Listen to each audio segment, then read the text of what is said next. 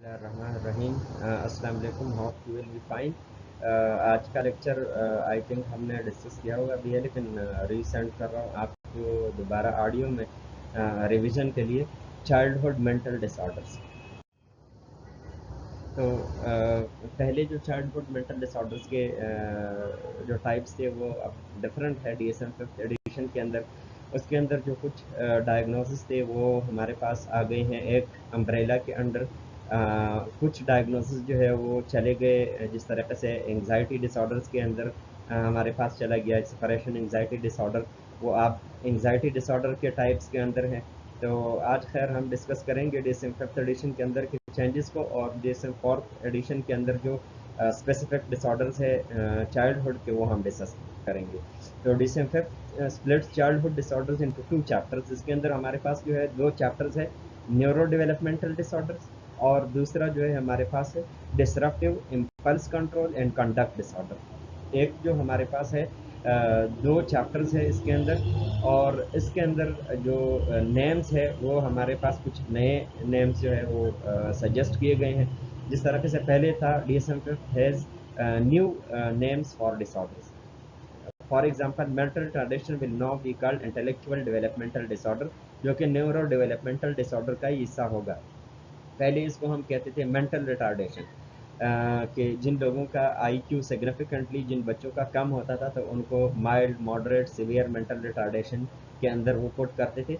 अभी ये नेम जो है चेंज हो गया है, इसको कहते हैं अब intellectual developmental disorder. DSM 5 will combine some disorder. अब इसके अंदर हमारे पास डिफरेंट डिसऑर्डर्स थे, दो कि आज हम उनको थोड़ा सा डिस्कस करेंगे। जिस तरीके से ऑटिस्टिक डिसऑर्डर है, एस्पार्गर्स डिसऑर्डर है, परवेसिव डेवलपमेंटल डिसऑर्डर है, नॉट अदरवाइज स्पेसिफाइड। ये सब जो है इन्होंने कंबाइन किए हैं एक डिसऑर्डर के अंदर, और वो एक डिसऑर्डर उसको कहते हैं ऑटिज्म स्पेक्ट्रम डिसऑर्डर।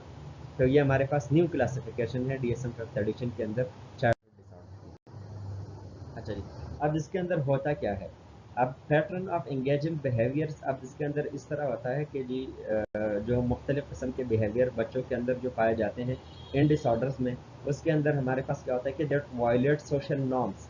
तो जो हमारे पास सोशल नॉर्म्स है जो सेट किए गए हैं, जो कि नॉर्मली हम सोशली एक्सेप्ट करते हैं कुछ बिहेवियर्स को, वो बिहेवियर वो वायलेट करते हैं, या लोगों के राइट्स को वायलेट करते हैं, या ऐसे काम करते हैं जो कि इलीगल होते हैं। जिसके अंदर हमारे पास जो मैन है वो क्या है, एग्रेशन, बहुत ज़्यादा गुस्सा आना, क्रूअल्टी टुवर्ड्स अदर पीपल और एनिमल, बहुत सारा जालिमाना सलूक करना लोगों के साथ, ठीक है जी, एनिमल्स के साथ, प्रॉपर्टी को नुकसान पहुंचाना, ठीक है जी, लाइंग, झूठ बोलना, स्टीलिंग, चोरी करना, ठीक है जी, वंडालिज्म, लोगों के प्रॉपर्टी को बिला वजह डिलिबरेटली नुकसान पहुंचाना, उसको कहते हैं वंडालिज्म।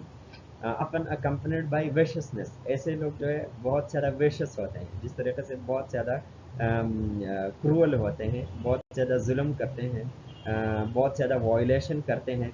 कैलसनेस ऐसे लोगों के अंदर, बच्चों के अंदर पाया जाता है कि मतलब वो सख्त दिल हो जाते हैं, संग दिल हो जाते हैं, ठीक है जी। एंड लैक ऑफ रिमोर्स, उनके अंदर रिमोर्स की या मतलब पशेमाने की, या उनके अंदर वो जो सेंस होता है कि आपने एक काम कर दिया और उसके ऊपर आप पशेमान हो, तो वो रिमोर्स या पशेमानी उनके अंदर में से निकल जाती है। अब इसके अंदर कंडक्ट डिसऑर्डर है। अब कंडक्ट डिसऑर्डर के अंदर हमारे पास क्या होता है कि जी repetitive and persistent behaviour pattern that violates the basic rights of others और conventional social norms as manifested by the presence of three or more of the following in the previous 12 months and at least one of them in the previous 6 months। ठीक है जी। अब आगे हम discuss करेंगे कि इन जो हमारे पास जो वंडालिज्म है, परसिस्टेंट लाइंग है, स्टीलिंग है, और साइन सिम्टम्स है, अगर ये इनके अंदर मौजूद हो, जो ये जो हमारे पास पैटर्न है या बिहेवियर है, वो क्या है कि हमारे सोशल नॉर्म से, जो कि सोशल नॉर्म सेट किए गए हैं, उनसे वायलेट करते हैं, उनसे हट करके होते हैं। तो अगर इनमें से तीन या तीन से ज़्यादा एक साल के अंदर हुए हो, ठीक है जी, और इनमें से एक जो है लास्ट 6 मंथ्स के अंदर उनको कोई सिम्टम हुआ हो, तो फिर डायग्नोस बनते हैं कंडक्ट डिसऑर्डर का। अब इसके अंदर क्या है, जिस तरीके से ये इन साइन सिम्टम्स में से हो। नंबर ए के अंदर हमारे पास कैटेगराइजेशन है aggression to people and animals. ठीक है जी, लोगों के ऊपर गुस्सा करना, बहुत ज़्यादा एग्रेसिव हो जाना जानवरों के ऊपर, जिस तरीके से बुली करना। ठीक है जी, अपने से कमज़ोर लोगों के ऊपर जुल्म करना, क्रूअल्टी करना, उनके साथ ज़्यादती करना, उनको हक ना देना। And pattern of engaging and behaviour that violate social norms the rights of others in और ऑफन इलीगल। अब इसके अंदर एग्रेशन है, क्रूअल्टी है, डैमेजिंग प्रॉपर्टी है, लाइंग है, स्टीलिंग है, वंडालिज्म है, और उसके अंदर जो है वेशियसनेस, कैलसनेस, लैक ऑफ रिमोर्स, जैसे हमने पहले डिस्कस किया। इनिशिएटिंग फिजिकल फाइट्स, ऐसे बच्चे जो है अक्सर जो है फिजिकल फाइट्स को इनिशिएट करते हैं, बार बार जो है लड़ाई झगड़े करते हैं स्कूल के अंदर, पीयर ग्रुप के अंदर, बाहर। ठीक है जी, फिजिकली क्रूअल होते हैं लोगों के साथ, या मतलब जानवरों के ऊपर जुल्म करते हैं, ज्यादती करते हैं। ठीक है जी, या फिर मतलब किसी को सेक्सुअल एक्टिविटी के लिए फोर्स करना। ठीक है, डिस्ट्रक्शन ऑफ प्रॉपर्टी, जिस तरीके से लोगों के प्रॉपर्टी को नुकसान पहुंचाना। ठीक है, जिस तरीके से फायर सेटिंग है, वैंडलिज्म है, बड़े पैमाने के ऊपर मतलब किसी की गाड़ी तोड़ दी, किसी के प्रॉपर्टी को नुकसान पहुंचा दिया, तो ये चीज़ें कॉमन हो जाती है। अच्छा जी, डिसाइडफुलनेस और थेफ्ट। ठीक है जी, धोखाधड़ी और चोरी जो है इसमें बहुत ज़्यादा कॉमन हो जाता है बच्चों के अंदर या टीन एज के अंदर। तो बहुत ज़्यादा ऐसे लोग जो है धोखाधड़ी करते हैं, चोरी करते हैं, और जिस तरीके से मतलब किसी के घर में जा कर के वहाँ पे तोड़ फोड़ करना। ठीक है जी, या मतलब किसी के मतलब कार को जो है उसको मतलब वो करना, उसको डैमेज पहुँचाना, या जिस तरीके से आप कहते हैं कि जी कॉनिंग करना, बुराई करना, किसी को किसी के खिलाफ उकसाना, और बुरी बुरी बातें करना। फिर शॉप लिफ्टिंग। ठीक है जी, अक्सर जो है शॉप में से जा कर के चीज़ें उठाना, उसको चोरी करना। ठीक है, सीरियस वायोलेशन ऑफ रूल्स, जिस तरीके से staying out at night before age 13 and defiance of parental rules.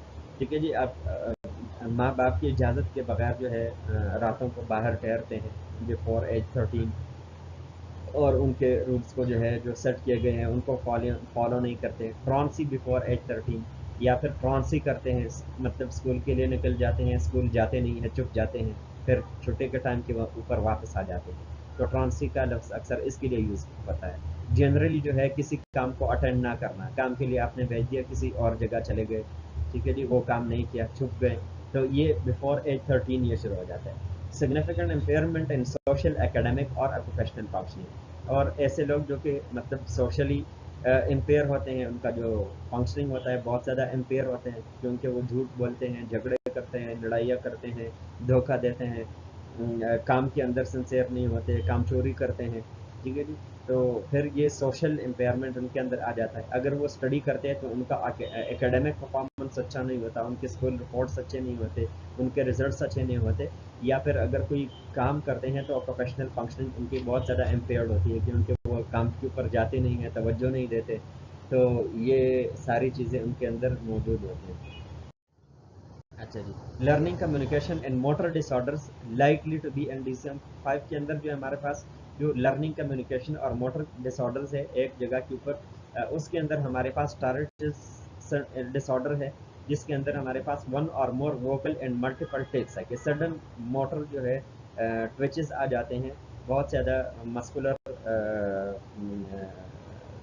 इसको आप ये कह सकते हैं कि जी रिजिडिटी आ जाती है, सडनली स्पास्टिक हो जाते हैं, और उसके अंदर सडन रैपिड मूवमेंट होती है, और वोकलाइजेशन होती है, उसके अंदर अजीब किस्म की आवाज़ें निकल जाती है। ठीक है, जिस तरह से लेरेंजियल स्पाज्म हो जाता है और आवाज़ें निकल जाती हैं, या मुख्तलिफ किस्म की मूवमेंट्स जो है वो शुरू हो जाते हैं, इनवॉलंटरी मूवमेंट्स शुरू हो जाते हैं, या इनवॉलंटरी वोकलाइजेशन या आवाज़ें शुरू हो जाती हैं, जो कि एज 18 से 18 साल से पहले स्टार्ट हो जाती है। दूसरा जो है डेवलपमेंटल कोऑर्डिनेशन डिसऑर्डर।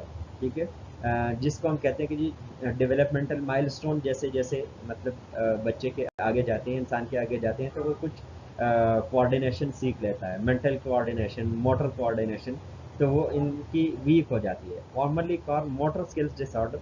और उसके अंदर क्या होता है कि जी involves marked impairment in the development of motor coordination that is not explained by intellectual developmental disorder or a disorder such as cerebral palsy।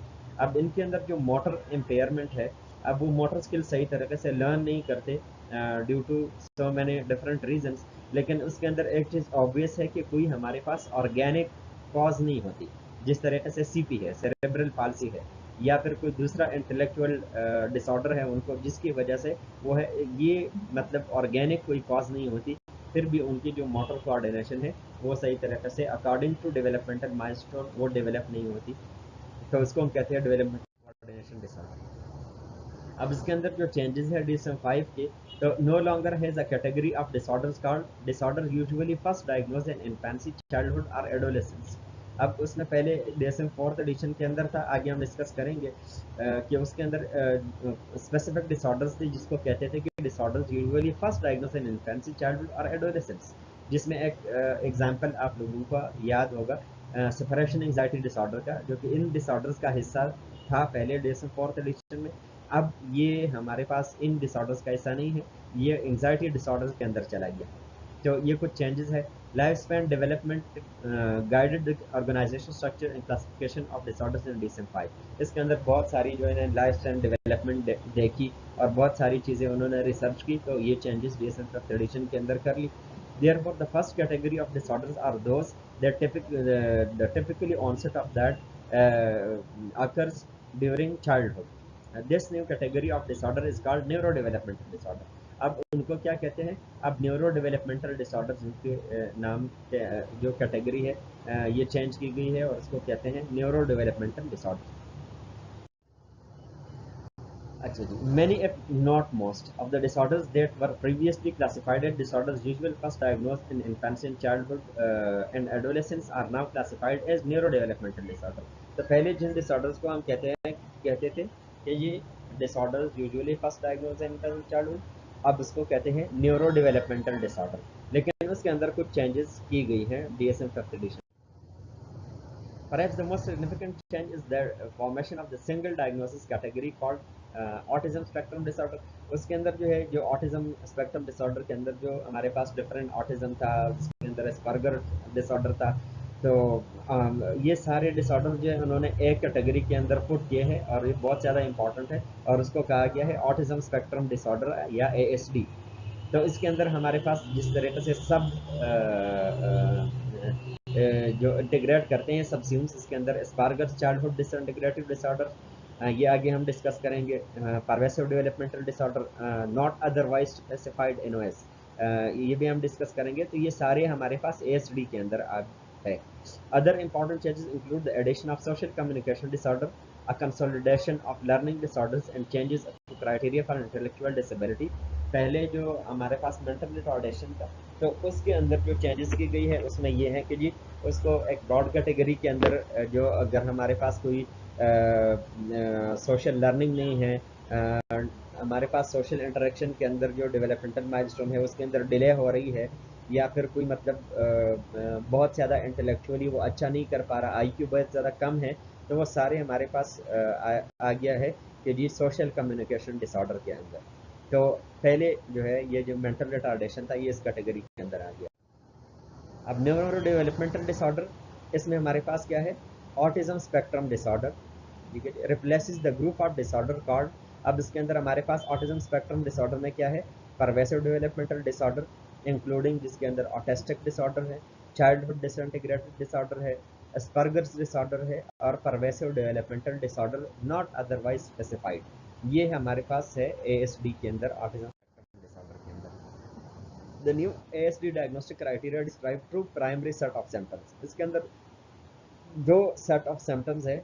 अब इसके अंदर क्या है, number 1 social communication and social interaction deficit.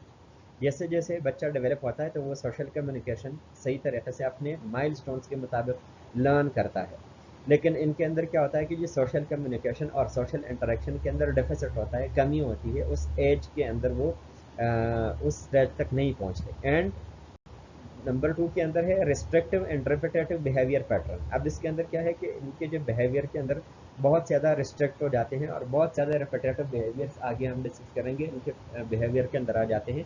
तो ये दो हमारे पास categories है सिम्टम्स की, कि एक हमारे पास सोशल कम्युनिकेशन में डेफिसिट, इंटरेक्शन में डेफिसिट और रिस्ट्रिक्टिव और repetitive movement behaviour pattern. Each of these symptom sets, social and behavioral, will include 3 severity levels to identify the supportive services that are required. अब ये इसलिए किए गए हैं कि जी इनको चूंकि रिहेबिलिटेशन की ज़रूरत होती है, तो सपोर्टिव सर्विसेज के लिए इनको 3 कैटेगरीज के अंदर डिवाइड किया गया है। और वो 3 कैटेगरीज क्या है कि हमारे पास या तो रिक्वायरिंग सपोर्ट, उनको सपोर्ट की ज़रूरत है, रिक्वायरिंग सब्सटेंशियल सपोर्ट, बहुत ज़्यादा सपोर्ट की ज़रूरत है, कम सपोर्ट की ज़रूरत है, या फिर मतलब कंसिडरेबल सपोर्ट की ज़रूरत है, या रिक्वायरिंग वेरी सब्सटेंशियल सपोर्ट, या उनको बहुत ज़्यादा सपोर्ट की ज़रूरत है कि उनके मतलब जिस तरह से ईटिंग, बाथिंग, टॉयलेटिंग, ये भी ज़रूरत है। तो इनको according to the support services needed उनके बेस के ऊपर 3 कैटेगरीज के अंदर डिवाइड किया गया। स्पेसिफिक लर्निंग डिसऑर्डर्स के अंदर जिस तरह से उसमें जो है रिप्लेस किया है reading disorder, mathematic disorder and disorders of written expression, जिस तरह से डिसलेक्सिया है, तो अब वो डिसलेक्सिया और सारी चीज़ें हमारे पास स्पेसिफिक लर्निंग डिसऑर्डर के अंदर आ गया। 3 लर्निंग डिसऑर्डर्स पहले थे जो हमारे पास 3 लर्निंग डिसऑर्डर के, रीडिंग के अंदर प्रॉब्लम, राइटिंग के अंदर प्रॉब्लम और मैथमेटिक्स के अंदर प्रॉब्लम, ये सारे हमारे पास have now been merged into a single disorder called specific learning disorder. अब ये 3 जो है हमारे पास डिसऑर्डर जो है ये एक लर्निंग के, रीडिंग, राइटिंग और मैथमेटिक्स के जो डिसऑर्डर है उसको कहा गया है specific learning disorder. The merger of these 3 disorders highlights that various difficulties in learning and academic achievement tend to occur together। और उसके अंदर रीज़न क्या दिया है DSM-5 में? अब ये जस्टिफिकेशन दी गई है कि क्योंकि हमारे पास अगर रीडिंग के अंदर मसला है तो डेफिनेटली राइटिंग के अंदर मसला होगा, और राइटिंग के अंदर मसला होगा, मैथमेटिक्स में भी मसला होगा, कंप्रहेंशन के अंदर मसला होगा, डिसलेक्सिया होगा तो मैथ्स भी नहीं कर सकेंगे। तो ये चीज़ें चूँकि को एग्जिस्ट करती हैं तो इसलिए एक ही डिसऑर्डर के अंदर पुट किया गया जिसको हम कहते हैं specific learning disorder. The new diagnostic criteria are more comprehensive. अब इसके अंदर ये कम्प्रहेंसिव ज़्यादा है। अब intellectual disability replaces mental retardation. अब मेंटल रिटार्डेशन जो पहले था माइल्ड, मॉडरेट, सीवियर, अब उसको इंटेलेक्चुअल डिसेबिलिटीज़ के अंदर पुट किया गया। तो अब इसके अंदर DSM-5 adopted the diagnostic term intellectual disability to align with language used by federal legislation and by professionals who specialize in this disorder। ठीक है जी, ये कुछ फेडरल लेजिस्लेशन है, उसके अंदर जो कुछ क्राइटेरियाज है कि जो इंटेलिजेंस क्वेश्चन देखते हैं, या फिर जो हमारे पास जो प्रोफेशनल्स है, साइकियाट्रिस्ट है, साइकोलॉजिस्ट है, उनकी जो सपोर्ट से इसके अंदर जो चेंजेस किए गई हैं। The new criteria no longer requiring IQ cut off score of 70 और बिलो। पहले ये था कि कम से कम आपका 70 या बिलो स्कोर होता था तो फिर जो है मेंटल रिटार्डेशन जो है वो स्टार्ट होती थी। अब ये जो कट ऑफ स्कोर है ये बहुत ज़्यादा प्रैग्मेटिक किया, प्रैक्टिकल किया गया है कि जी नहीं, सिर्फ ये स्कोर नहीं, अब हमें फंक्शनिंग को भी देखना है। Instead IQ score must be considered along an assessment of adoptive functioning, कि वो कितना अडॉप्ट करता है बच्चा एनवायरनमेंट के साथ, कितना कोप करता है, कितना लर्न करता है उसके साथ, ना कि सिर्फ IQ के साथ, इंटेलिजेंस क्वेश्चन के साथ। The new diagnostic criteria describe deficit in adaptive functioning that results in failure to meet developmental and socio-cultural standards for personal independence and social responsibility। जैसे पहले आपको मैंने बता दिया कि जी ये क्या है कि जी आप ये इसके ऊपर डिपेंड किया करेगा डायग्नोस्टिक क्राइटेरिया कि वो कितना डेवलप होता है, अपने जो सोशो कल्चरल स्टैंडर्ड्स है, कितना वो कल्चरल एक्विजिशन करता है, अपने कल्चर को अडॉप्ट करता है, कितना चीज़ों को लर्न करता है, अपने सोशल लाइफ के और सोशल रिस्पॉन्सिबिलिटी के अंदर वो किस तरीके से इंडिपेंडेंट बनता है। तो उस चीज़ के ऊपर ज़्यादा डिपेंड करता है, ना कि IQ के ऊपर। Communication disorders have new names, जिस तरीके से language disorder combines expressive and max receptive expressive language disorder. इसके अंदर पहले हमारे पास दो था, एक्सप्रेसिव डिसऑर्डर जिसके अंदर जो है बोलने के अंदर प्रॉब्लम होती थी, और फिर उसके अंदर रिसेप्टिव एक्सप्रेसिव लैंग्वेज डिसऑर्डर जिसके अंदर आपको बच्चे को लैंग्वेज समझने में, आपको समझने में भी दुश्वारी होती थी, ना कि आपको समझाने में या एक्सप्रेस करने में, तो बहुत मिक्स्ड थी। स्पीच साउंड डिसऑर्डर, अब वो स्पीच साउंड डिसऑर्डर के अंदर पहले हमारे पास फोनोलॉजिकल डिसऑर्डर था। चाइल्डहुड ऑनसी फ्लुएंसी डिसऑर्डर, अब ये हमारे पास दूसरी कैटेगरी है जिसको हम कहते थे स्टटरिंग, के ततलाते हैं, खिलाते हैं, और आपको मतलब फ्लुएंसी उसके अंदर नहीं होती, अटक अटक के बोलते हैं।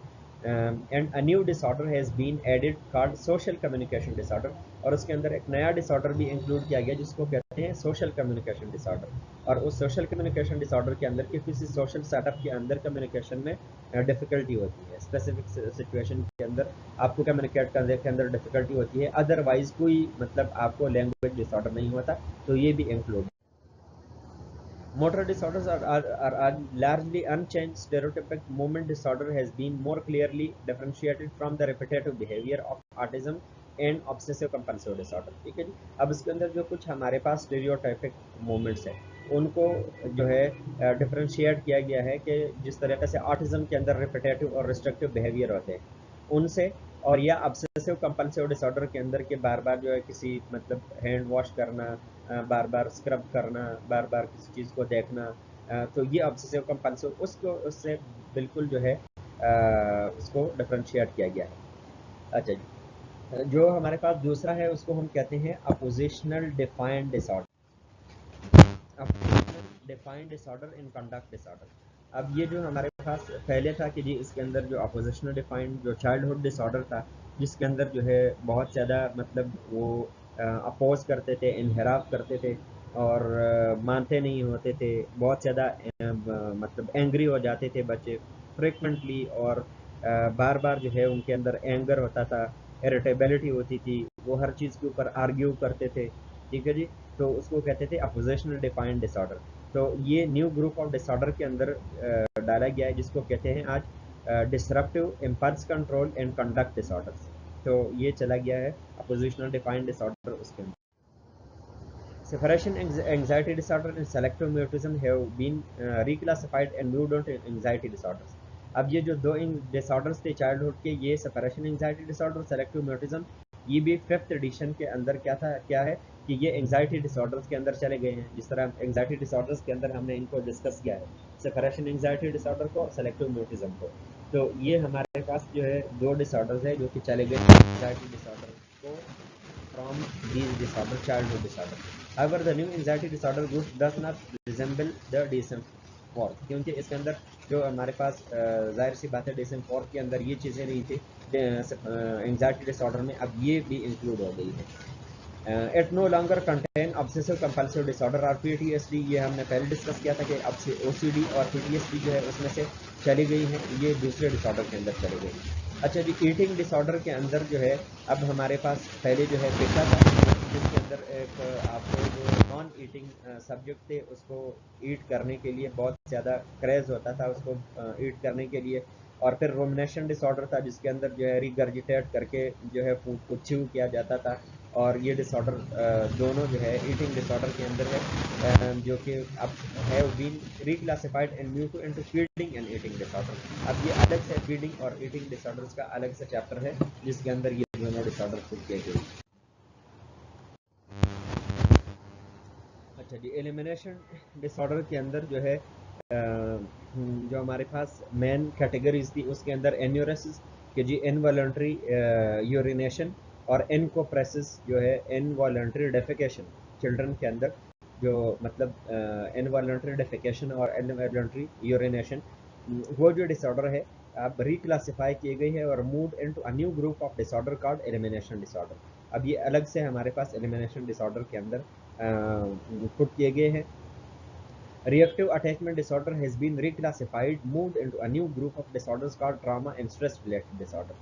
अब जो हमारे पास पहले ये PTSD एंग्जाइटी डिसऑर्डर के अंदर था, इसके लिए अलग से हमारे पास चैप्टर जिसको कहते हैं रिएक्टिव अटैचमेंट डिसऑर्डर, तो उसको रिक्लासिफाई किया गया है और न्यू ग्रुप के अंदर जिसमें ट्रामा और स्ट्रेस रिलेटेड डिसऑर्डर के चैप्टर के अंदर ये चला गया है। PTSD and adjustment disorder also a part of this new group, तो उसके अंदर PTSD भी है और एडजस्टमेंट डिसऑर्डर जिसके अंदर social adjustment disorder, reactive attachment disorder, ये सारे हमारे पास चले गए हैं trauma and stress related disorder के अंदर। अच्छा जी, अब जो हमारे पास DSM-4 एडिशन के अंदर है वो क्योंकि आपके कोर्स ग्रेड के अंदर है तो उसको हम डिस्कस करते हैं। उसमें जो हमारे पास जो 4 कैटेगरीज है बड़े बड़े, उसके अंदर हमारे पास है attention deficit hyper activity disorder जिसको कहते हैं ADHD। उसके अंदर सेपरेशन एंजाइटी डिसऑर्डर है जिसको कहते हैं SAD। जो कि दो के अभी DSM 5th एडिशन के अंदर ये हमारे पास नहीं है, ये एंजाइटी डिसऑर्डर में चला गया है। परवेसिव डेवलपमेंटल डिसऑर्डर आगे हम डिस्कस करेंगे, PDD और मूड डिसऑर्डर्स इन चिल्ड्रन। अब attention deficit hyper activity disorder ADHD। अच्छा जी, तो ADHD हमारे पास क्या है कि जी a disorder in which a person is unable to control behaviour accompanied by an extremely high level of motor activity. अब इसके अंदर हमारे पास क्या है, एक ऐसा डिसऑर्डर है जिसमें एक पर्सन या एक बच्चा अडल्ट एज तक भी जाता है, लेकिन ऑनसेट चाइल्डहुड में होता है। उसके अंदर वो अपने बिहेवियर को कंट्रोल नहीं कर सकता, और जो कि साथ साथ में उसके बहुत ज़्यादा मोटर एक्टिविटी बहुत ज़्यादा होती है। एक जगह के ऊपर बैठ नहीं सकते, एक चीज़ के ऊपर कंसंट्रेट नहीं कर सकते, खाने के लिए बैठ नहीं सकते, अटेंशन इधर से उधर होती है, एक जगह के ऊपर फोकस नहीं कर पाते।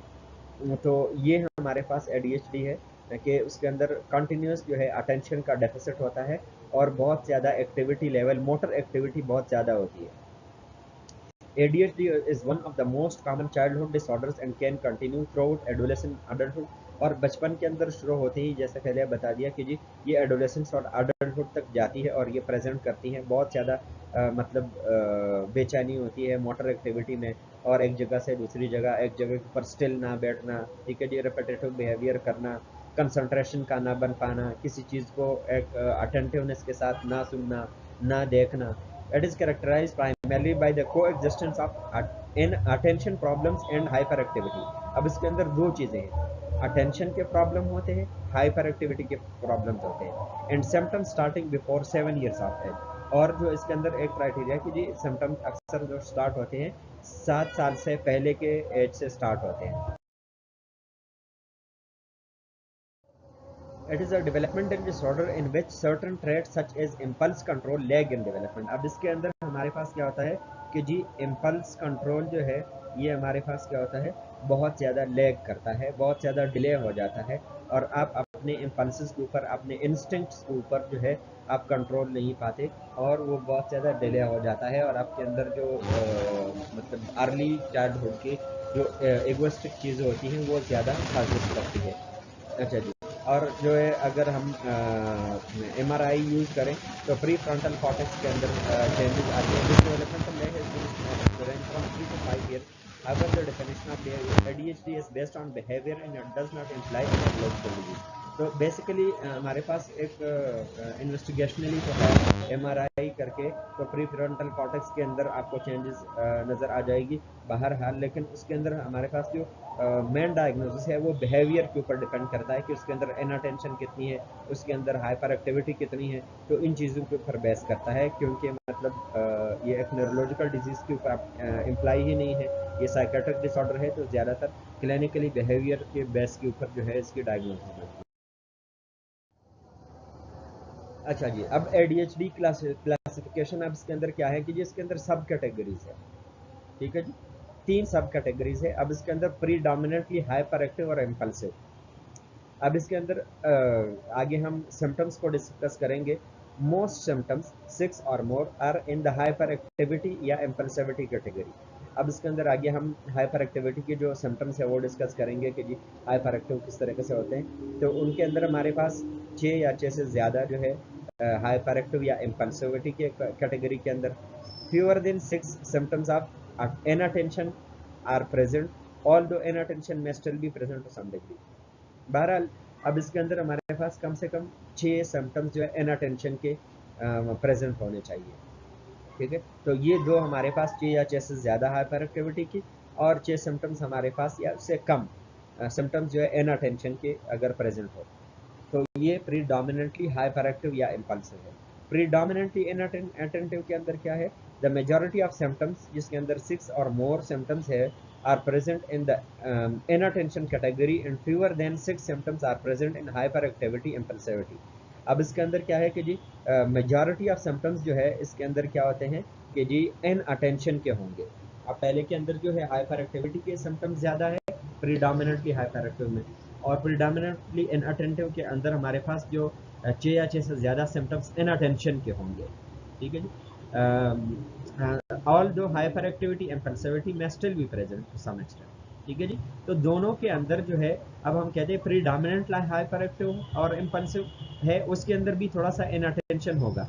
अगर हम कहते हैं कि जी प्रीडोमिनेंटली इनअटेंटिव है, इसके अंदर भी थोड़ी सी हाइपर एक्टिविटी हमारे पास होगी, लेकिन मेजॉरिटी सिम्टम्स प्रीडोमिनेंटली हमारे पास हाइपर एक्टिव के अंदर हाइपर एक्टिविटी की होगी, और इनअटेंटिव टाइप में इनअटेंशन की जो सिम्टम्स है वो ज़्यादा होगी। दो के दोनों में मिक्स सिम्टम्स मौजूद होंगे, लेकिन प्रीडोमिनेंटली हमारे पास कौन से सिम्टम्स है उनके बेस के ऊपर ये।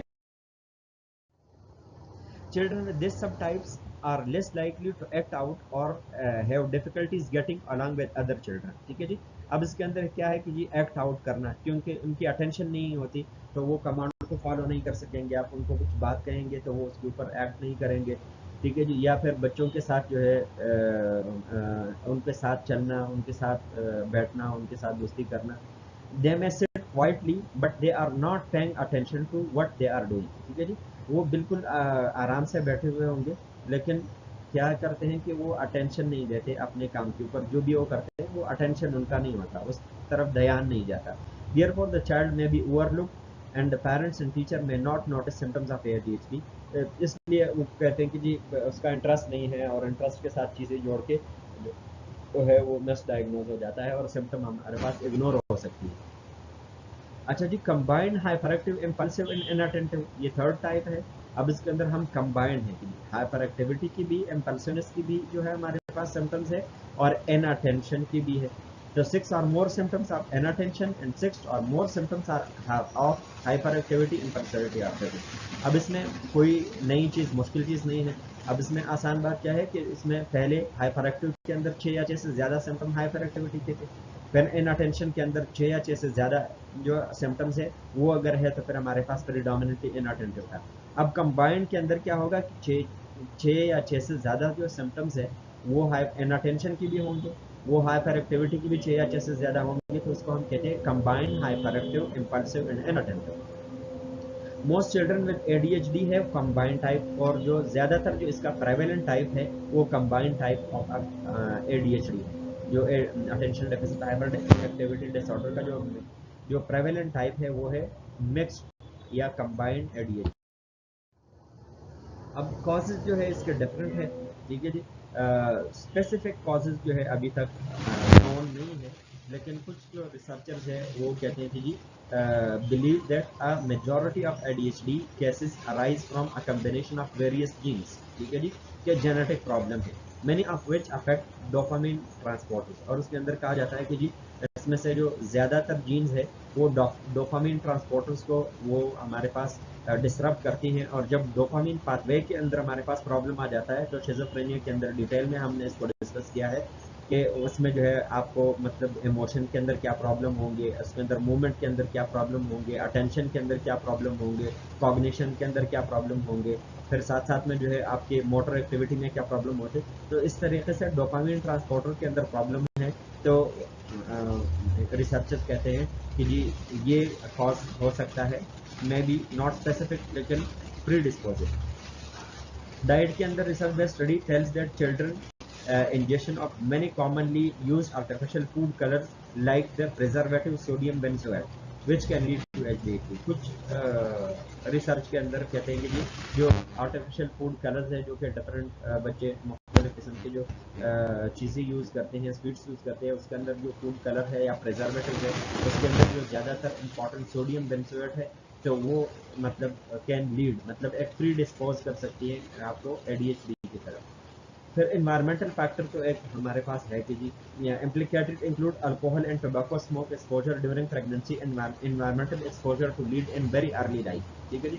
अब इसके अंदर ये है कि जी इन्वायरमेंट के अंदर और भी फैक्टर, और साथ साथ में मैटरनल अल्कोहल या टोबैको यूज़ या टोबैको स्मोक करना प्रेगनेंसी के दौरान, या फिर या उसको एक्सपोज हो जाना किसी भी तरीके से, या एनवायरमेंटल एक्सपोजर, या फिर लीड को, जिस तरह से पेंट लीड बेस्ड पेंट है, बहुत सारी लीड बेस्ड जो है सब्सटेंसेस हमारे एनवायरनमेंट के अंदर है। अगर अर्ली लाइफ के अंदर बहुत ज़्यादा लीड को आप एक्सपोज हो गए, लीड टॉक्सिसिटी हो गई, तो ये भी एक प्री डिस्पोजिंग कॉज है ADHD को कॉज करने की। अब सोशल कॉजेज के अंदर researchers believe that relationships with caregivers have a profound effect on attention and self regulatory abilities. और ये आपको साइकोलॉजी से भी पता है कि जी आपको मतलब जो सोशल रिलेशनशिप है, आपके जो केयर गिवर्स है या जो आपके पेरेंट्स है या जो आपके मतलब अटैचमेंट फिगर्स है, उनके साथ रिलेशनशिप के ऊपर जो है बहुत ज़्यादा इन्हिसार करता है कि उनका बहुत ज़्यादा अटेंशन, आप ज़्यादा अटेंशन देते हैं तो बहुत ज़्यादा अटेंशन सीकर हो जाते हैं, इनअटेंटिव रह जाते हैं तो वो मतलब सेल्फ केयर की तरफ भी नहीं जाते। तो अगर इस तरह के केयर गिवर के अंदर प्रॉब्लम है सोशल रिलेशनशिप में अर्ली चाइल्डहुड में, तो फिर ये मसला हो सकता है कि जी आपको अटेंशन और सेल्फ रेगुलेटरी एबिलिटीज़ के अंदर प्रॉब्लम हो सकता है। A study of foster children found that a higher number of them had symptoms of ADHD।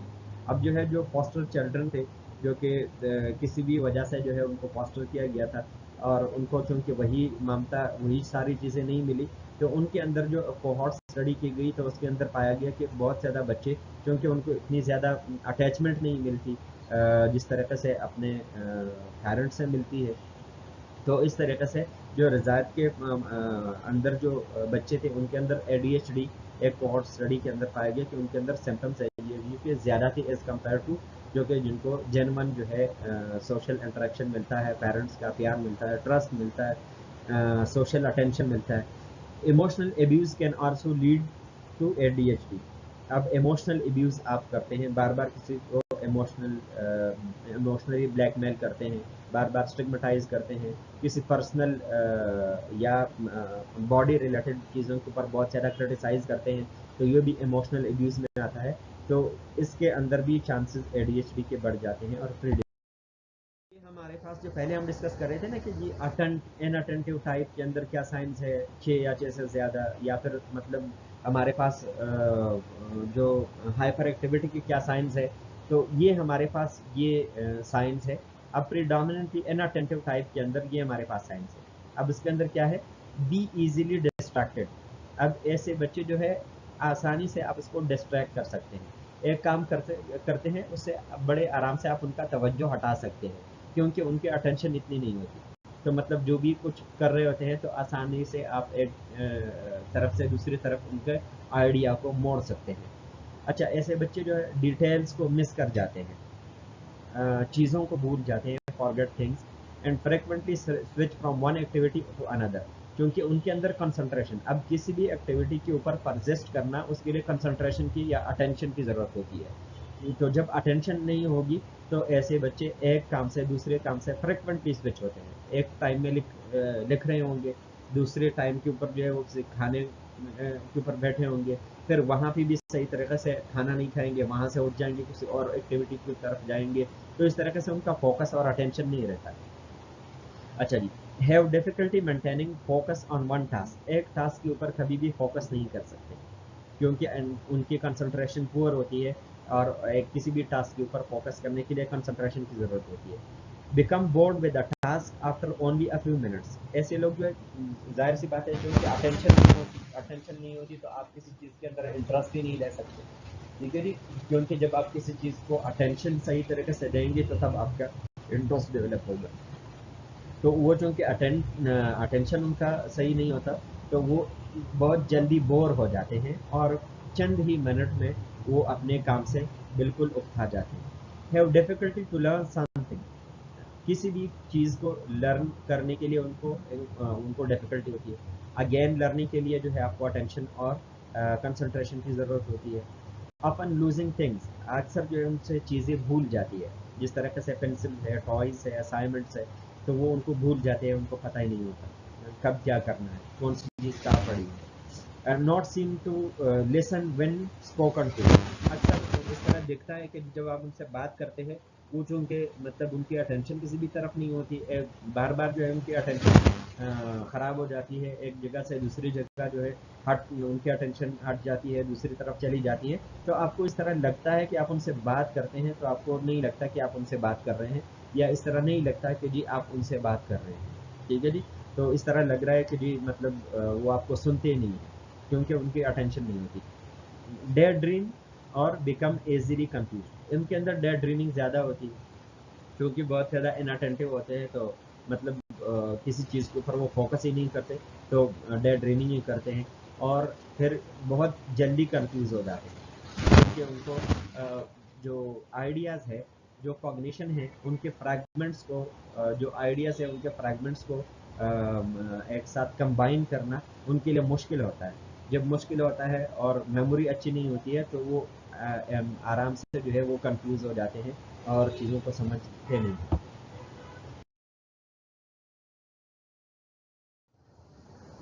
अच्छा जी, predominantly hyperactive impulsive type के अंदर अब क्या होता है कि जी ट्विस्ट इन देयर सीट्स, ठीक है जी।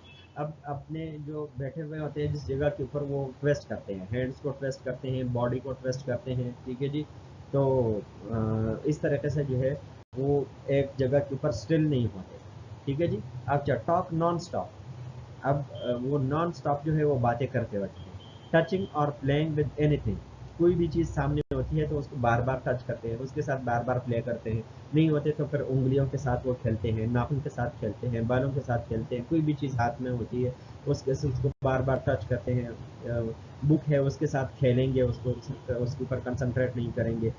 Have trouble setting still during dinner school and story time. अच्छा जी, अब ऐसे बच्चों को क्या होती है कि जी आप डिनर के ऊपर बैठे हैं, खाने के ऊपर बैठे हैं, तो मतलब वो स्टिल नहीं बैठ सकते, वो हिलेंगे, उठेंगे, बैठेंगे, तो स्टिल नहीं बैठ सकते, आराम से बैठ नहीं सकते। स्कूल में भी डिनर के टाइम के ऊपर भी आप उसको कोई स्टोरी सुना रहे हैं तो वो बैठ नहीं सकते, बार बार उठेंगे, बाहर जाएंगे, ठीक है जी। Have difficulty doing quiet task और एक्टिविटीज, अब ऐसे बच्चों के लिए बहुत ज़्यादा मुश्किल होता है कि वो मतलब जो क्वाइट टास्क होते हैं जिसमें आपको आराम से सुकून से बैठने की ज़रूरत होती है, तो ऐसे एक्टिविटीज़ वो नहीं कर सकते। जिस तरह से किसी मैथ है, किसी क्विज है, क्विज को हल करना है, किसी मैथ को मतलब वो बनाना है, तो वो चीज़ें वो नहीं कर सकते क्योंकि उसके लिए स्टिल बैठना होता है, क्वाइट टास्क है, तो उसको वो सरंजाम नहीं दे पाते क्योंकि वो एक जगह के ऊपर बैठ नहीं सकते। अच्छा जी, ऐसे बच्चे जो है बी वेरी इम्पैशेंट, बहुत ज़्यादा बेसब्रे होते हैं, ठीक है जी। उनसे सब्र नहीं होती, मतलब एक जगह से छलांग लगाते हैं, दूसरी तरफ जो है झपकते हैं, एक जगह से दूसरी जगह चले जाते हैं।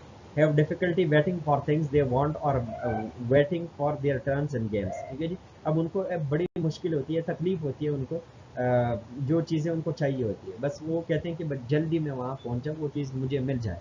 वो बार बार जो है उस चीज़ के लिए बहुत ऑब्सेशनल हो जाते हैं, बहुत ऑब्सेशन उनके अंदर आ जाती है। या फिर मतलब कोई गेम होता है तो अपनी बारी के लिए जो है वो वेट नहीं कर सकते, बार बार उठेंगे, बैठेंगे, वहाँ जाएंगे कि जी बस मेरी बारी आ जाए, और मतलब आराम से बैठेंगे नहीं, बार बार मतलब वो हाइपर एक्टिव।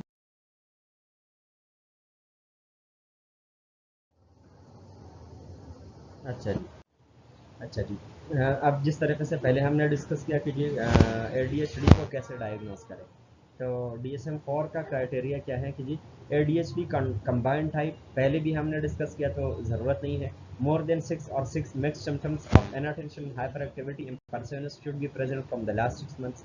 6 महीनों से दोनों के हाइपर एक्टिविटी और इनअटेंशन के 6 से ज़्यादा सिम्टम्स। अच्छा जी, एडीएचडी प्रीडोमिनेंटली इनअटेंटिव टाइप, अब इसमें 6 या 6 से ज़्यादा जो सिम्टम्स हैं प्रीडोमिनेंटली इनअटेंशन के होंगे और 6 महीने तक होंगे या 6 महीने से ज़्यादा के होंगे तो हम प्रीडोमिनेंटली इनअटेंटिव टाइप कहेंगे।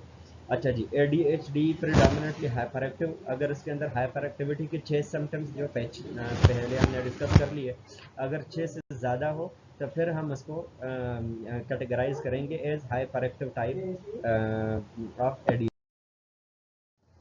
अच्छा जी, ट्रीटमेंट क्या है कि help the child and anger coping और management fear and problem solving skills. अब इसमें सपोर्टिव मैनेजमेंट के अंदर ये है कि जी एंगर को कैसे मैनेज करना है, ठीक है जी, कॉपिंग किस तरीके से करनी है डिफरेंट सिचुएशन के अंदर, स्कूल में फियर के साथ, अपने दोस्तों के साथ, क्लास में क्लास के मैनेजमेंट, टाइम के मैनेजमेंट, डिफरेंट प्रॉब्लम जो उनको आते हैं, प्रॉब्लम सॉल्विंग स्किल्स उनको सिखाना, तो ये सारी चीज़ें आती है ट्रीटमेंट के अंदर। Manage parents management training and family therapy, अब पेरेंट को बताना कि जी किस तरीके से आप उनको मैनेज करें, बच्चों को मैनेज करें, साथ साथ में फैमिली थेरेपी की ज़रूरत होती है। Parents learn to apply behavioural principles effectively, अब अगर ये है तो ज़्यादा पता होगा कि जी बिहेवियर जो के जो प्रिंसिपल्स है, जो थ्योरीज हैं, उनको थोड़े से समझाया जाए और फिर उनके हवाले से उनको ब्रीफ किया जाए कि किस तरीके से इफेक्टिवली वो उनको अप्लाई करें अपने बच्चों के ऊपर। How to play with their children and how to teach and coach the child to use new skills. और बच्चों को किस तरीके से, चूँकि ये ख़ास किस्म के चिल्ड्रन होते हैं, अटेंशन इनकी नहीं होती, बहुत ज़्यादा हाइपर एक्टिव होते हैं, स्टिल नहीं बैठ सकते, अटेंशन उनकी नहीं बनती, तो उनको किस तरीके से पढ़ाना है और किस तरीके से उनको कोच करना है, तो ये चीज़ें उनको सिखानी है। Medication is sometimes used and may be effective in controlling aggression. के लिए आप मेडिकेशन दे सकते हैं। बाकी जो है हमारे पास सपोर्टिव कंजर्वेटिव थेरेपी है और रिहैबिलिटेशन। अच्छा जी, साइकोलॉजिकल थेरापीज़ के अंदर हमारे पास बिहेवियरल थेरेपी है, कॉग्निटिव बिहेवियरल थेरेपी है, सीबीटी, इंटरपर्सनल साइकोथेरेपी है, आईपीटी है, फैमिली थेरेपी है, स्कूल बेस्ड इंटरवेंशन है कि स्कूल के अंदर वो किस तरह से परफॉर्म कर रहे हैं, स्कूल के अंदर इनअटेंशन ज़्यादा है, हाइपर एक्टिविटी ज़्यादा है, उनको हम किस तरीके से मैनेज कर सकते हैं। सोशल स्किल्स की ट्रेनिंग हम उनको देंगे कि किस तरीके से सोशल स्किल को वो एक्वायर करे, जल्दी से उस माइलस्टोन को डेवलप करे और नॉर्मल बच्चों की तरह जो है वो सोशली इंटरेक्ट है। सेपरेशन एंजाइटी डिसऑर्डर पहले हमने डिस्कस किया था, ये मूव हो गया है एंजाइटी डिसऑर्डर्स में, लेकिन हम डिस्कस करते हैं क्योंकि separation anxiety disorder is a condition in which a child become fearful and nervous when away from home or separated from a loved one, usually a parent or other caregiver to whom a child is attached। अब इसके अंदर क्या होता है कि जब एक attachment figure से, और उसके अंदर यूजुअली क्या है, उनके पेरेंट्स होते हैं, उनके वालिदैन होते हैं, कि जब उनसे आप उनको दूर लेकर के जाते हैं तो उनको सिवियर एंजाइटी होती है और उसको हम कहते हैं सेपरेशन एंजाइटी डिसऑर्डर। ठीक है जी। Separation anxiety is normal in very young children, बहुत ज़्यादा यंग चिल्ड्रन के अंदर जो है, otherwise it is a common manifestation these between 8 and 14 months old.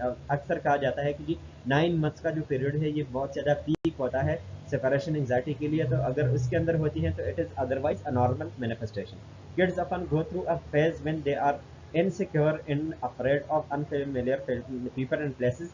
When this fear occurs in a child over age 6 years is excessive and lasts longer than 4 weeks, then the child may have separation anxiety disorder। कुछ बच्चों को अक्सर ये होता है insecurity की feeling या unfamiliar लोगों के साथ या जगहों के साथ वो इनसिक्योर फील करते हैं, लेकिन अगर ये 6 साल से बड़े बच्चों के अंदर होता है, बहुत ज़्यादा होता है, टाइम ड्यूरेशन उसका ज़्यादा होता है, मतलब 1 महीने तक होता है, तो फिर इसकी डायग्नोसिस बनती है कि सेपरेशन एंजाइटी है। और इसका जो अकरेंस है सोसाइटी में 2 to 4% है। और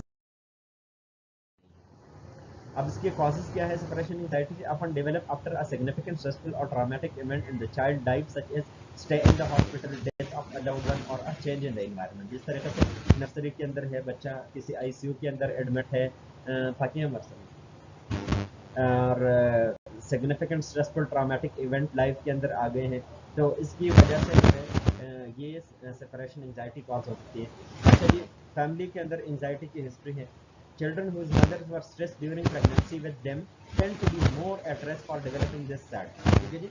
अब ये आपको पहले भी मैंने बताया था पहले लेक्चर्स के अंदर कि जी माँ जो प्रैक्टिस करती होती है 3rd ट्राइमेस्टर से बच्ची के ऊपर उसके इफेक्ट आने शुरू हो जाते हैं। तो प्रेगनेंसी के अंदर अगर मदर बहुत ज़्यादा स्ट्रेस के अंदर है, बहुत ज़्यादा एंजाइटी के अंदर है, तो ये चीज़ें आगे जा कर के बच्चों के अंदर भी डेवलप हो सकती है।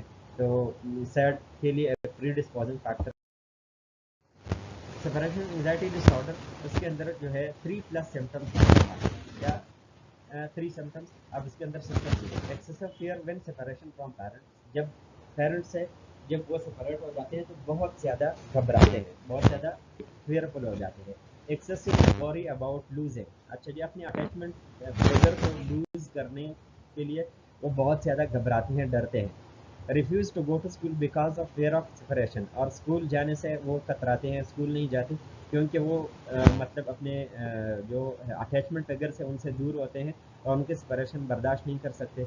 एक्सेसिव फेयर और रिलक्टेंस टू बी अलोन, बहुत ज़्यादा उनको डर होता है या फिर वो बहुत ज़्यादा रिलक्टेंट होते हैं, बहुत ज़्यादा वो इनकार करते हैं कि वो अकेले ना रहें, लोगों के साथ रहते हैं, पेरेंट्स के साथ रहते हैं। Reluctance or refusal to go to sleep without parents, अच्छा जी अपने पेरेंट्स के बगैर जो है वो नींद भी नहीं करते, सोने भी नहीं जाते। नाइटमेयर्स अबाउट बीइंग सेपरेटेड, अब उनको डरावने ख्वाब आते हैं कि जी उनको अपने अटैचमेंट फिगर से दूर ले जाया जा रहा है। बेड वेटिंग कॉमन होती है, urination involuntary, complaints of physical symptoms फिर डेवलप हो जाते हैं जब एंग्जाइटी बढ़ जाती है, सच इस तरह से सर में दर्द हो जाना, मैदे के अंदर दर्द आ जाना, ठीक है जी। स्कूल डेज के अंदर स्पेशली ये सिम्टम्स ज़्यादा होते हैं और उसमें फिर ये होता है कि बच्चा अक्सर इसके सिम्टम्स कुछ हो जाते हैं बन जाते हैं।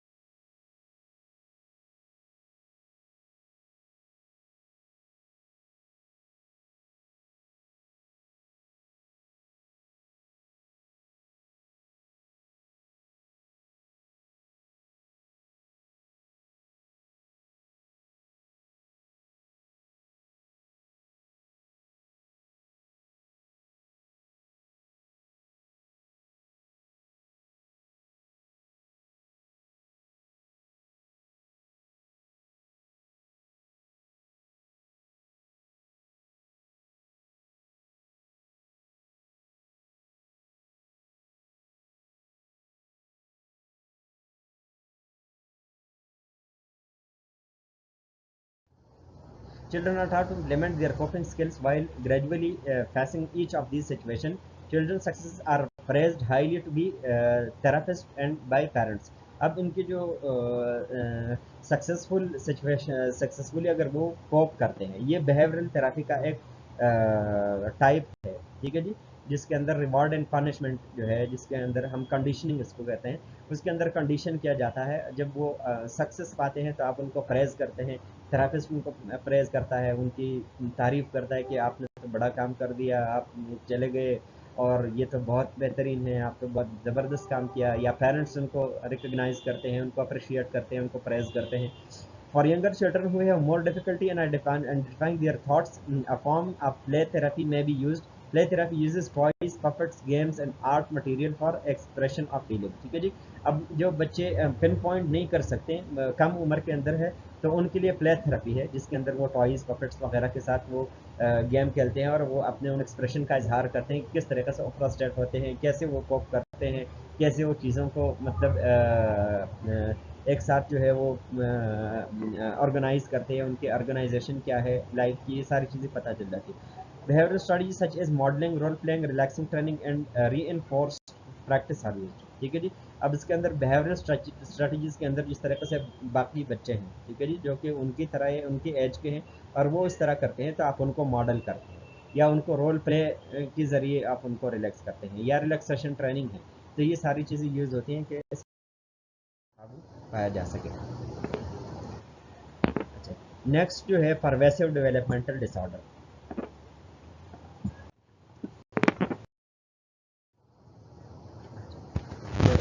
Term pervasive development disorder, also called PDD, refers to a group of conditions that involve delays in the development of many basic skills, most notably the ability to socialize with others, to communicate. अब pervasive developmental disorder क्या है? ये हमारे पास ऐसे developmental disorder है, इसमें group of condition है जिसमें आपके जो बेसिक स्किल्स है वो डिले होते हैं, वो टाइम के ऊपर आपके माइलस्टोन डेवलप नहीं होते और वो डिले हो जाते हैं। और उसके अंदर जो वर्थ नोटिंग है वो है एबिलिटी टू सोशलाइज, लोगों के साथ सोशलाइज करने की जो एबिलिटी है बच्चों की, और या कम्युनिकेशन के अंदर उनको प्रॉब्लम आ जाती है। और अक्सर ये हमारे पास इतनी जल्दी, जिस तरह इन्फेंसी में ही पता चल जाता है अपने पेरेंट्स को, या फिर मतलब 3 साल तक का जो एज होता है उसमें फिर ज़्यादा सही तरीके से उनको टिपिकल सिम्टम्स मिलते हैं। तो इसमें जो बेसिक स्किल्स है उनके अंदर सोशलाइजेशन का और कम्युनिकेशन का उनके अंदर डिले होता है। PDDs typically are identified in children around 3 years of age। ठीक है जी। इस एज के अंदर ज़्यादातर ये जो है ये साइन सिम्टम्स आइडेंटिफाई करते हैं जो केयर गिवर्स हैं बच्चों के अंदर। Critical period in a child's development, ये जो 3 साल का जो टाइम होता है, they are called developmental disorder. Although the condition begins far earlier than 3 years of age, जैसे पहले आपको मैंने बता दिया कि जी इन्फेंसी के अंदर ही ये डेवलप हो जाता है, लेकिन इनके जो नोटेबल सिम्टम्स है कि जी वो सोशलाइज नहीं कर सकते सही तरीके से, ठीक है जी, जिस तरीके से बाकी बच्चे सोशलाइज करते हैं, सोशल स्माइल डेवलप करना, फिर लोगों के साथ कम्युनिकेट करना, उनके साथ मिलना जुलना, बातें करना, तो वो फिर 3 साल के एज के अंदर पता चल जाती है। अच्छा जी, parents often do not notice a problem until the child is a toddler, जब वो टॉडलर बन जाता है, वो 3 साल का हो जाता है और वो चल नहीं सकता, वो बात नहीं करता, और developing as well as other children of age, बाकी बच्चों के जो नॉर्मल डेवलपमेंटल माइलस्टोन उन्होंने तय किए होते हैं, अब उनकी तरह वो नहीं होता, तो तब उनको जा करके पता चलता है कि जी प्रॉब्लम कोई एग्जिस्ट कर रहा है। अच्छा जी, परवेसिव डेवलपमेंटल डिसऑर्डर्स के हमारे पास जो टाइप्स है उसके अंदर हमारे पास डिफरेंट है, जिस तरीके से ऑटिज्म है, अस्पर्गर सिंड्रोम है, pervasive developmental disorder not otherwise specified है, ठीक है जी। हमारे पास है ऑटिज्म। अब चिल्ड्रन विद ऑटिज्म है प्रॉब्लम विद सोशल इंटरेक्शन, अब इसके अंदर जो है सोशल इंटरेक्शन के अंदर प्रॉब्लम होता है बच्चों में ऑटिज्म के अंदर, और इस तरीके से सोशल इंटरेक्शन, इमेजिनरी प्ले और कम्युनिकेशन के अंदर जो है उनको बहुत ज़्यादा इशू होता है। अब अस्पर्गर सिंड्रोम भी इसके अंदर है। अब इसके अंदर क्या होता है कि जी डिफ़िकल्टी इन कंसंट्रेटिंग, अब अस्पर्गर सिंड्रोम के अंदर कंसंट्रेशन में बहुत ज़्यादा प्रॉब्लम होता है कि वो कंसंट्रेट नहीं कर पाते सही तरीके से, और स्पेशली जब वो लोगों के साथ सोशल इंटरेक्शन करते हैं या वो कम्युनिकेशन करते हैं तो उनकी कंसंट्रेशन बहुत ज़्यादा पुअर होती है। या CDD, childhood disintegrative disorder, children with this rare condition began their development normally in all areas. अब इसके अंदर थोड़ा सा जो सिम्टम्स है इतनी ज़्यादा सिवियर नहीं होते, लेकिन उनकी जो डिले है वो ज़्यादा हो जाती है कि जी उनकी जो फिजिकल और मेंटल डेवलपमेंट है वो डिले हो जाती है, एक रेयर कंडीशन है। At some point usually between 2 and 10 years of age loss of some function occurs while bowel and bladder control, ठीक है जी। अब इसके अंदर जो बावल ब्लैडर कंट्रोल है जो कि यूजुअली जल्दी हासिल हो जाता है, अब वो डिले हो जाता है, और कुछ जो और स्किल्स है, बेसिक स्किल्स है, वो उनके डिले हो जाते हैं, और इस तरीके से उनका एक pattern. Rett syndrome is a very rare disorder in children. अब इसके अंदर क्या होता है कि इनकी जो रेट सिंड्रोम है ज़्यादातर इसके अंदर जो कम्युनिकेशन से हट करके फिजिकल डेवलपमेंट में प्रॉब्लम होती है, ठीक है जी। तो children with this disorder have problem with physical development, they generally suffer the loss of many motor, उनके अंदर जो ज़्यादा मोटर एक्टिविटीज़ है या मूवमेंट्स है, जिस तरीके से वॉक करना, यूजिंग ऑफ देयर हैंड्स, अपने हैंड्स को प्रॉपरली यूज़ करना, फाइन मूवमेंट्स करना हैंड के ऊपर, या कोऑर्डिनेशन करना, वो पुअर कोऑर्डिनेशन की हो जाती है, तो ये फिजिकल डेवलपमेंट उनकी बहुत ज़्यादा स्लो होती है या स्लगिश होती है। तो रेट सिंड्रोम के अंदर हमारे पास ये जो ज़्यादातर इशू होता है वो कंसंट्रेशन का नहीं बल्कि मोटर एक्टिविटीज़ का होता है। This condition has been linked to a defect on the X chromosome, ये चूँकि एक्स लिंक रिसेसिव डिजीज़ है, तो इसलिए ये हमारे पास क्या है कि एक्स लिंक्ड रिसेसिव डिजीज़ ज़्यादातर गर्ल्स के अंदर पाई जाती है, तो गर्ल्स के अंदर इनका जो इंसिडेंस है वो ज़्यादा है एज़ कम्पेयर टू। अच्छा जी, PDD के जो कॉजेज़ है परवेसिव डेवलपमेंटल डिसऑर्डर उसके अननोन है। Some studies suggest that PDDs are caused by a problem with the nervous system, जिस तरीके से ब्रेन और स्पाइनल कॉर्ड के अंदर कोई प्रॉब्लम है, कोई ट्रामा हुआ है बर्थ के अंदर, कोई मतलब इन्फेक्शन हुआ हुआ है, मेनिंजाइटिस हुआ हुआ है, फिर जेनेटिकली जो है ये फैमिलीज के अंदर रन करता है, जेनेटिक प्रीडिस्पोजिशन भी। अच्छा जी, साइन एंड सिम्टम्स क्या है कि जी डिफ़िकल्टी विद वर्बल कम्युनिकेशन। अब पीडीडीज़ के अंदर हमारे पास क्या होता है कि जो जितने भी पीडीडीज़ है उसमें वर्बल कम्युनिकेशन में बड़ा प्रॉब्लम होता है, including problem using and understanding language. अब वो अपने लैंग्वेज को यूज़ करने में या दूसरे के लैंग्वेज को समझने में उनको बहुत ज़्यादा दिक्कत होती है, बहुत ज़्यादा मुश्किल आती है उनको। पुअर और नो सोशल इंटरेक्शन, उनकी जो सोशल इंटरेक्शन होती है बहुत ज़्यादा कम होती है, बहुत ज़्यादा पुअर होती है, या बिल्कुल ही वो इंटरेक्ट ही नहीं करते लोगों के साथ। Unusual ways of playing with toys and other objects, क्योंकि ये सोशल कम्युनिकेशन नहीं करते, सोशल इंटरेक्शन नहीं करते, तो उनके जो टॉयज़ के साथ जो प्ले करना होता है वो भी अनयूजुअल होता है, ऑब्जेक्ट्स के साथ और टॉयज़ के साथ अनयूजुअली वो प्ले करते हैं। repetitive body movements or pattern of behavior such as hand flapping, spinning and head banging.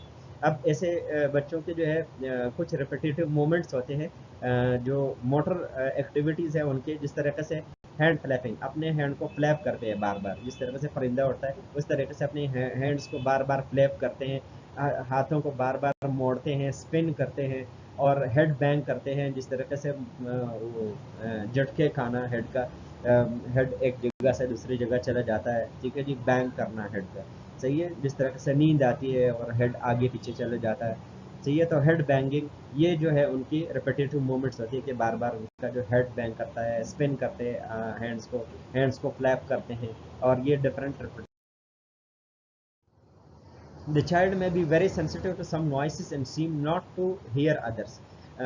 बच्चा जो है बहुत ज़्यादा सेंसिटिव होता है, कुछ आवाज़ों को बहुत ज़्यादा वो सेंसिटिव होता है और इस तरह लगता है कि वो दूसरों को नहीं सुनता।